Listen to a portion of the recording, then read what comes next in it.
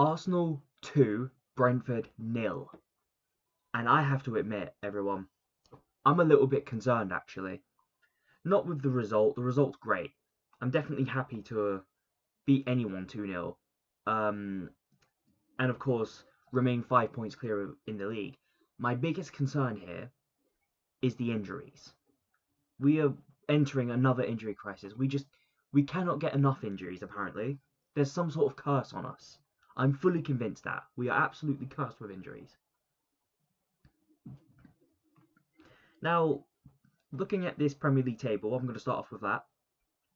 Arsenal on 33 points, and in second place, Man City 28 points. But with Chelsea losing to Leeds 3-1, they're now 24 points. We're now 9 points clear of Chelsea.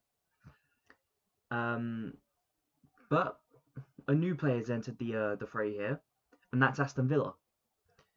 And Aston Villa are probably looking at this situation thinking that they can get right into the title race if they beat us in the next few days. And that's what they will be looking at. And here's the thing, they've got to play us twice in 1 month. And they're going to be looking at us now. They're in good form. They've just beaten Brighton at Brighton 3-4. And now they're looking at us. We've got to be careful with this because we are injury ridden right now. And look, losing Gabriel's one thing. Losing Saliba's another thing. Losing Declan Rice, that's like losing the backbone of our midfield.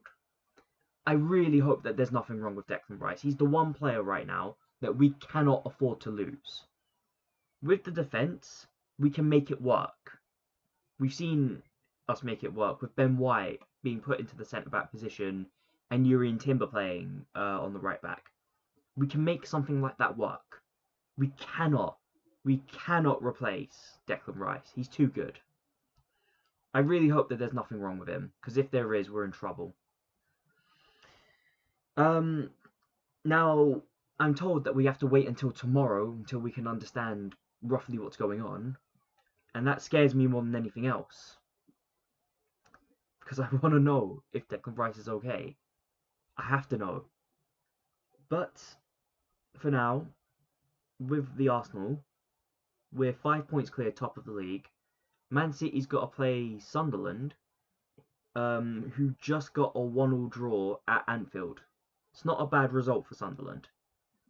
The only thing is that that's put them on 23 points, and that's put us 10 points clear of them. It's a pretty good result for us, actually, that Sunderland dropped points against Liverpool. But now, more than anything, we need Sunderland to take points off of Man City. And if we can pull that off, we've set ourselves up. Well, if we can pull that off, if Sunderland can get any result against Man City and we win against Aston Villa, think about the position that we're in. The away games that we've already played St James's, Stamford Bridge, Old Trafford, Anfield. The only two places that will be left is Tottenham Hotspur Stadium and the Etihad. But this is why I say we've got to come away from Aston Villa with a win. If we get a result against Aston Villa, we've set ourselves up in a beautiful position, and we need to maintain these positions. We need to go into our games now and look at every single game as a must-win, because that's what it is, a must-win. And I don't want to hear any of this, we need to play this defensively. No, we don't. We do not need to play anything defensively. We're good enough to go into a game, beat anyone. And every point that we pick up is absolutely vital now. Especially with December, and December being an absolute cluster of games, with only a 3-day gap. And where we are by the end of September can really make or break a team. And that's why I say consistency here is key. If we're still 5 points clear, or even anything more, by the end of December, that's when I'm going to start getting a bit confident. But for now, play ratings against Sunderland. And I'm going to start off in goal, David Raya. And look, David Raya pulled off an absolutely amazing save against the header.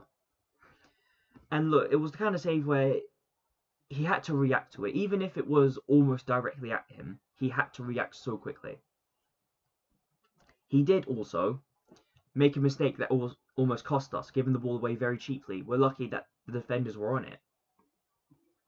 However, I've been on David Raya's case this whole season, and I think for once, I'm just going to be nice. David Raya, he didn't have too much to do aside from the save and collecting the ball every now and then. But David Raya, I'm going to give him a 7.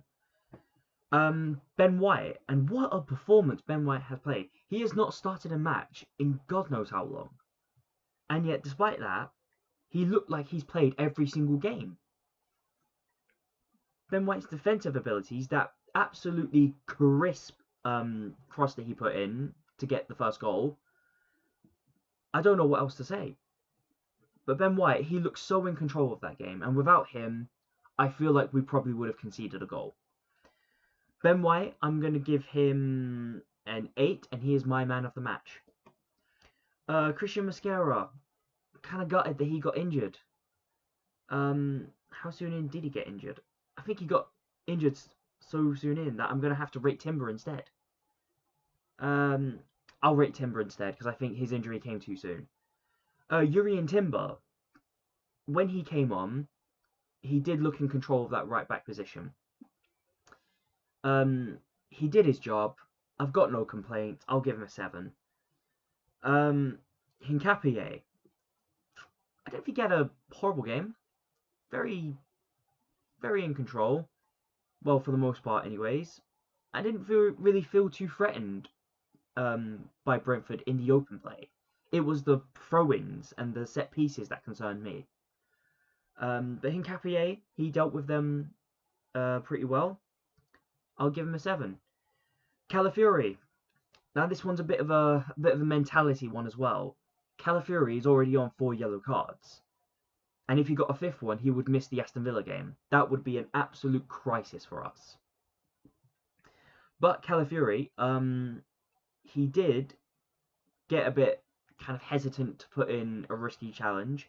He didn't want to get that yellow card, and that was my kind of concern starting him in the game. However, not much I can really complain about. Him being cautious about getting a yellow card, I completely understand it. I would probably be as well. Calafiori, I'll give him a 7.5. Zubimendi, I don't recall much Zubimendi did that game, if I'm honest. Throughout all the excitement that was going on, what I will say is that the majority of frustration that kind of came out of me was actually when we lost the ball in the midfield, and we were doing that quite a lot. I can't remember if it was Zubimendi that was doing it, but for the sake of it, I'll give him a 7. Declan Rice, and this one hurts, as I'm saying. I don't want to lose Declan Rice. He's the last person that we need to lose. We can't afford this now. This is getting absolutely ridiculous, these bloody injuries we're getting. We can never have just a consistent team that is consistently there. No, there's always an injury. There's always something setting us back. And it's not just injuries, it's key player injuries. And that's what cost us last season. And I'm praying to God it doesn't cost us again. But I'm also praying that Declan Rice isn't seriously injured, because he was probably our best player in the midfield. He made a lot of very important, very dangerous runs that I thought could have possibly had a better result. Very unlucky it didn't. But Declan Rice, I'm giving him a 7.5. Martin Odegaard. Now, Martin Odegaard, he's been injured for a fair bit. But to come in and start a game, I didn't expect him to be, fully clicked in yet. But even then, I didn't think he had a bad game at all. I think he showed real aggression in this game. A little bit of creativity, a lot of really decent passes into the middle of the field where our players were waiting to catch the ball. Odegaard, I'm going to give him a 7.5 as well. Madueke, I think he struggled a little bit, if I'm honest. Not a horrible game. That little piece of skill that he did to get the ball to Ben White, who then got the assist, That's a little bit of talent right there. We can see why Madueke has been a good signing for us, at least so far. However, today, I still think with that injury that he has, he's not fully there yet. So I'm going to be nice, and I'm going to give him a 7. Martinelli, I'm going to give him a 6.5. I don't recall a lot that he really did that game. Mikel Mourinho, he got the goal, and I'm pretty sure he got the assist as well from Bukayo Saka. What I will say with Mikel Mourinho, he should have put that last chance away. He practically had the ball at his feet, begging to be put in, and he was so close. I'm a bit disappointed that he couldn't get that in. If he puts that in and we're 2-0 up, I'm a lot more comfortable. But overall, I didn't think he had a bad game. Getting a goal and getting an assist is nothing to scoff at, and I'm giving him an 8. Mikel Arteta. Now, Mikel Arteta, I thought, personally, he should have brought on Gyökeres a little bit sooner. I think Gyökeres would have brought the pressure away from the wingers and held them kind of to him. So that way we'd have a bit more freedom to attack them, to press them into their own box. And we were thriving off of that. Not much else to really say about that. The other substitutions he really made, 2 of them were because of injuries, and that was Timber and Victor Gyökeres. I'm gonna give him a 7. I think could have done the Gyökeres one a little bit sooner. The referee, I think the referee, I didn't think he had a lot of control of the game, if I'm honest. But nothing too crazy. He didn't make any like serious mess ups. I just thought he was a little bit disappointing. I'm gonna give him a 6. The fans. I think the fans, I can understand their frustration. I really do get it. I'm gonna give them an 8. But anyways, that's my match review. Like, share, and comment, and please do subscribe. It really does help out the channel. And I will see you guys for the match preview for Aston Villa versus Arsenal. Goodbye for now.